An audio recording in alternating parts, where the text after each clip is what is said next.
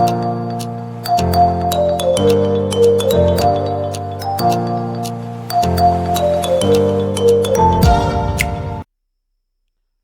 वालेकुम प्यारे व्यूअर्स। शुरू अल्लाह के नाम से जो रहमान है रहीम है। दरूद भेजता हूँ मोहम्मद सल्लल्लाहु अलैहि वसल्लम पर और उनकी आल पर। अल्लाह हम सब की दुनिया भी अच्छी बनाए और आखिरत भी अच्छी बनाए, आमीन। आप सब देखने सुनने वालों से दरख्वास्त है कि हमारे चैनल को सब्सक्राइब करें, लाइक करें और कमेंट में बताएं कि हम अपने काम को किस तरह मज़ीद बेहतर बना सकते हैं। शुक्रिया। जहेज़ यूनिवर्सिटी के ऑडिटोरियम हॉल में थोड़ी देर कबल होने वाला तालियों और हुटिंग का शोर पलवशा के पुरदर्द अंदाज़े बयां और सहर अंगेज आवाज़ से थम गया था।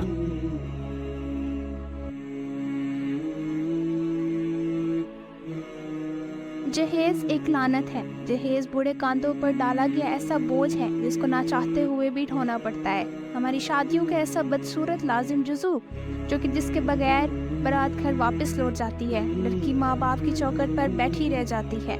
ये जहेज का सामान, ये बेजान अशिया एक जीती जागती हस्ती पर सबकत ले जाती हैं। हमारी पैदाइश के साथ ही हमारे माँ बाप तिनका तिनका जोड़ना शुरू कर देते हैं ताकि वो बाइज्जत तरीके से हमें रुखसत कर सके। हमारी पैदाइश पर खुशी से ज़्यादा फिक्रात उनका दामन घेर लेती हैं। बेटी की शादी और इसके अखराजात और जहेज जमा करने की फ़िक्र में अक्सर हमारे मुआशरे के वालिदैन बेटी की तालीम और बेहतर मेयार ज़िंदगी को पसे पुष्ट डाल देते हैं। मुस्तकबिल की फ़िक्र इन्हीं हाल को नज़रअंदाज करने पर मजबूर कर देती है। लेकिन इस सब के बावजूद वो लड़के वालों के शायान शान जहेज देने से कासिर होते हैं। क्यों जनाबे वाला, मैं बताती हूँ क्यों। वो सामान अपनी कमालियत के बिना पर अपने वक़्त नहीं खोता बल्कि लड़के वालों की लालच और कमजोरी की बिना पर है। बेकदर कीमत हो जाता है। लड़की का बाप कभी कर्जे लेकर तो कभी बीवी के जेवरात बेचता है तो कभी अपना पेट काट कर कितनी सोबतों के बाद जहेज जमा करता है। दूसरी तरफ माँ कमेटियाँ डाल देती है और कभी अपने जहेज के कपड़े बेटी के लिए संभाल कर तो कभी भाई बहनों के आगे शर्मिंदा होकर तो कभी मोहल्ले के कपड़े सीकर ये सामान इकट्ठा करती हैं जो किसी के दर पर जाकर दो कौड़ी का हो जाता है। लेकिन दरअसल तो बेवकूफ़ वो लोग होते हैं जो मादी चीज़ों के पीछे जिंदा दिलों को ठेस पहुंचा जाते हैं। माँ बाप से इनके जिगर का टुकड़ा लेकर भी, इनका कीमती सरमाया लेकर भी मादी अशिया के लिए जीते जागते वजूद को रद्दी समझते हैं। सदर आली वकार, मेरे अल्फाज आपको सख्त तो बहुत लग रहे होंगे मगर यही तल हकीकत है। लड़की को रुपए पैसों में तोला जाता है। लड़की की कदर नहीं है, बस बेज़मीर लोगों को बेजान चीज़ों की हवस है। ये मेरी तकरीर आईना है मुआशरे के बदसूरत रवैयों की। अपनी तकरीर का इख्तिताम पर सिर्फ इतना कहना चाहूँगी कि हम सब इस बोझ तले दबे हैं, लेकिन हम में से कोई भी ये बोझ, ये रस्म ख़त्म नहीं करना चाहता। अपनी बेटियों को सोने के जेवर से ज़्यादा तालीम के जेवर से आरास्ता करने की कोशिश करें। इनको खुद एतमादी और खुद शनासी का हुनर दें ताकि वो आइंदा ज़िंदगी में कम ज़र्फ और घटिया लोगों और बेजान अशिया की वजह से एहसास से कमतरी या बेयकीनी का शिकार ना हो। शुक्रिया।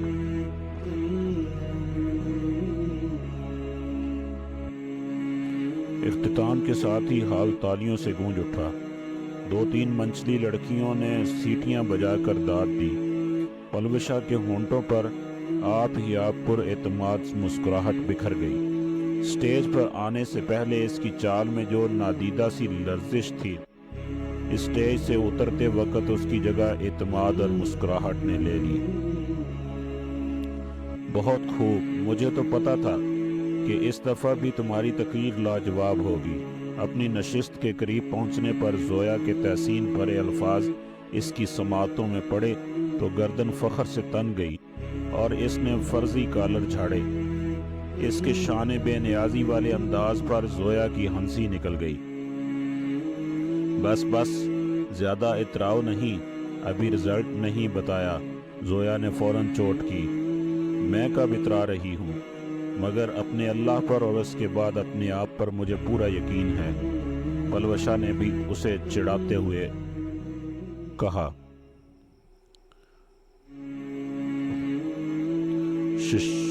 رزلٹ بتا رہی ہیں میڈم؟ زویا نے اس کا ہاتھ زور سے دبا کر کان میں سرگوشی کی، کیونکہ آس پاس والی لڑکیوں نے ان کے زور سے بولنے کی وجہ سے گھورنا شروع کر دیا تھا، اور ان تک میڈم سامیہ کی آواز صحیح طرح نہیں پہنچ پا رہی تھی۔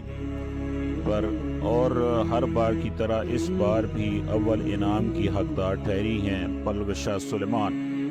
بھرپور تالیوں اور پرجوش نعروں میں پلوشہ نے انبساط کے ساتھ اپنا انعام وصول کیا۔ آ گئی میری شاہین، ستاروں پر کمند ڈال کے۔ یوں ہی پلوشہ نے گھر کے اندر قدم رکھا، بسما نے دور سے ہی زوردار نعرہ بلند کیا۔ پلوشہ کا خوشی سے تمتماتا ہوا چہرہ اور بھی کھل اٹھا۔ آف کورس، ہم میدان میں اتریں اور فتح یاب نہ ٹھہریں، یہ تو ہو ہی نہیں سکتا۔ پلوشہ نے یقین بھرے لہجے میں جواب دے کر اندر کمرے کی طرف بڑھ گئی اور اپنا بیگ اور شیلڈ وغیرہ میز پر رکھنے لگی۔ اللہ، اتنا غرور کسی کو نہ دیں۔ ویسے میں تمہیں شاہین اس لیے تو کہتی ہوں، اس میں اور تم میں مطابقت جو بہت ہے۔ بسما نے بھی چڑھاتے ہوئے کانوں کو ہاتھ لگایا اور آگے بڑھ کر اس کے بیگ سے سرٹیفکیٹ نکال کر دیکھنے لگی اور ساتھ ہی ساتھ وضاحت بھی دی۔ پہلی بات تو یہ ہے کہ میری امی کی اطلاع کے لیے عرض ہے، ستاروں پر کمند شاہین نہیں جوان ڈالتے ہیں، اور دوسری یہ غرور نہیں ہے، بس خود اعتمادی ہے۔ اللہ پر توکل کے بعد اپنی محنت اور لگن پر پورا بھروسہ تھا مجھے، پلوشہ نے رسان سے جواب دیا۔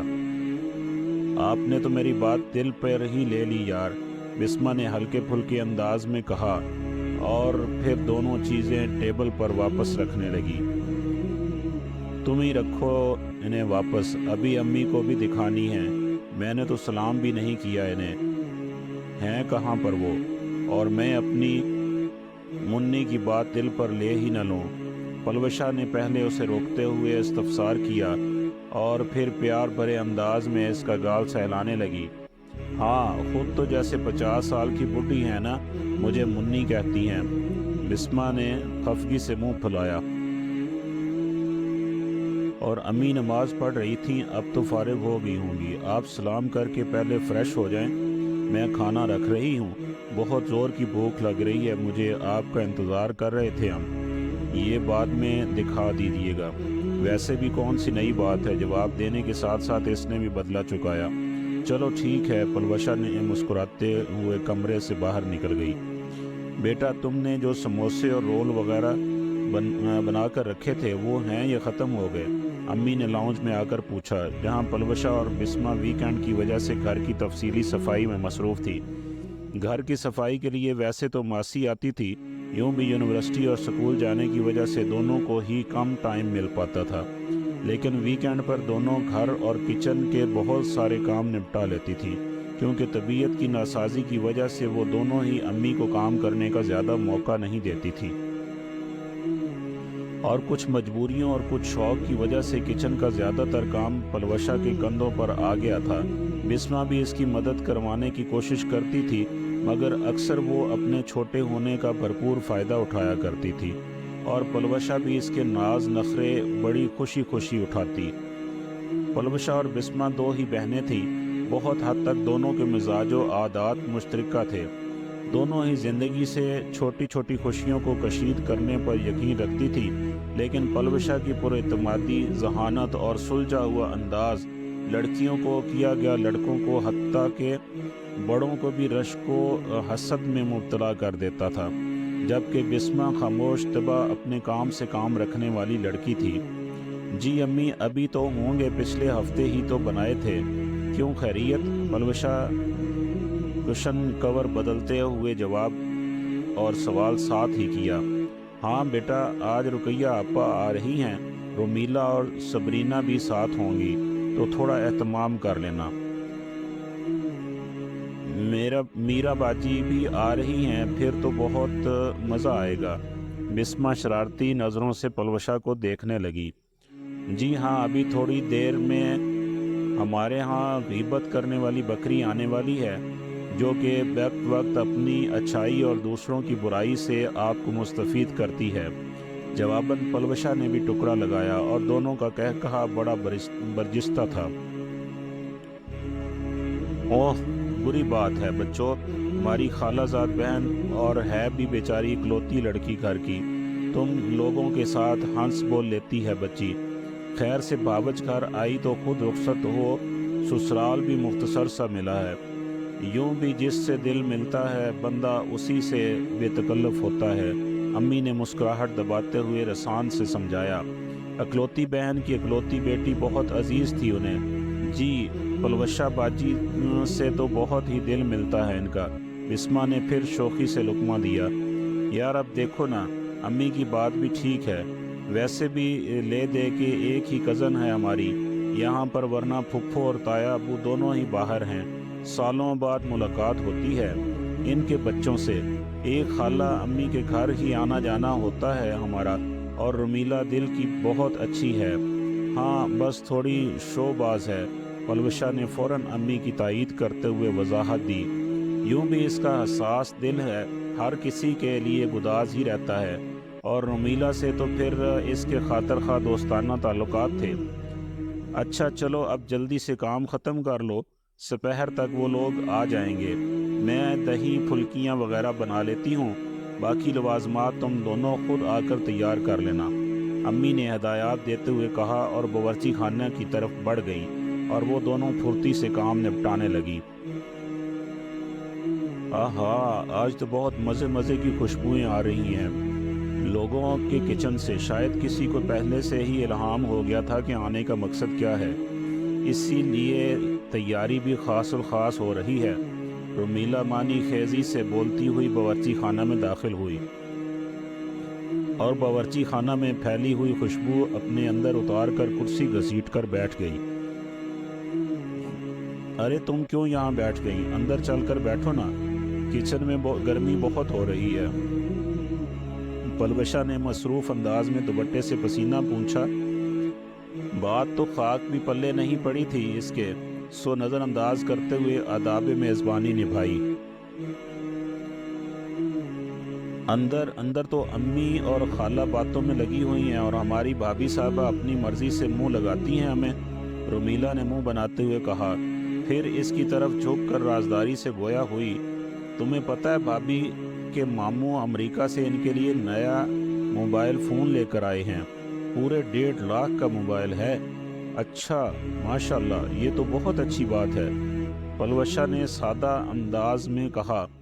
तो रमीला यकदम तनक गई। तुम दोनों बहनें तो दुनिया से भी निराली हो, सदा की भोली, ना किसी फैशन का शौक़ है और ना ही ज़माने के साथ चलना आता है तुम लोगों को। अब सबरीना भाभी के लिए नए मोबाइल से या इनसे हमारा और इस ज़माने का क्या ताल्लुक़? रमीला के बदलिहाजी से कहने पर पलवशा ने भी दो बदू सवाल किया। बावर्ची खाने में दाखिल होती बिस्मा भी इन दोनों की बहस का आगाज़ सुन चुकी थी, तो वो जल्दी से पलवशा की तरफ बढ़ी। कूल डाउन, आप ही कूल डाउन, आप ज़रा ठंडा पानी पिएं और बैठें, सब काम तो तकरीबन हो ही गए हैं, अब तो बस टेबल सेट करनी है, वो मैं कर रही हूँ, बल्कि आप दोनों अंदर जाएं और पंखे की हवा खाएं, इससे दिमागों को गर्मी कम होगी। तुम्हें नहीं पता, तुम्हारी तो ऐसी ही चलती रहती है, और अब मैं नहीं समझाऊंगी तो कौन समझाएगा? वैसे अब इसको रहना तो इन ही के साथ पड़ेगा ना। रमीला ने भी कंधे उचकाते हुए बेनियाजी दिखाई। क्या कहा तुमने? मुझे क्यों इनके साथ रहना पड़ेगा? दिमाग तो नहीं चल गया तुम्हारा? पलवशा कुर्सी से ऐसे उछली जैसे कुर्सी के कांटे हो गए हों। हा, ये तो सरप्राइज़ है, तुम्हें अंदर जाकर पता चलेगा। मैं तो तुम्हें हेडलाइन सुनाने आई थी, लेकिन इससे पहले भाभी ने मेरा मूड ख़राब कर दिया। रमीला ने कहका लगाने के साथ ही आंखें घुमा कर मज़ीद सनसनी फैलाई। रमीला ने ये बात करके अपना मुंह सुजा लिया। अब मतलब साफ था कि जब तक रमीला सारी गिफ्तें माँ मिर्च मिसाले के इसके गोश गुजार नहीं करेगी और अपनी तारीफ़ें अजबर नहीं करवाएगी, इस वक्त तक इसका मुंह सूजा ही रहेगा। अच्छा बाबा बताओ क्या हुआ है? पलवशा ने ठंडी सांस भरी। बिस्मा तो पहले से ही बर्तन सेट करने के लिए बावर्ची खाना से जा चुकी थी।